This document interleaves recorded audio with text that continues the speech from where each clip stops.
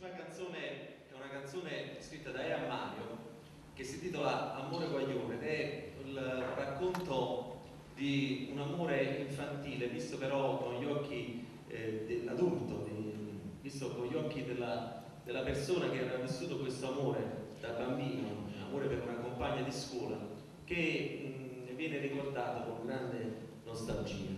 Il titolo è Amore Guaglione.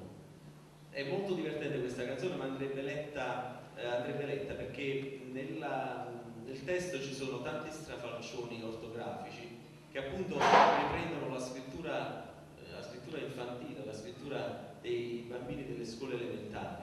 Per esempio c'è scritto ti ho conservato senza O, senza H e conservato con la Z, ma naturalmente pronunciando le parole e cantando la canzone questo non si avverte.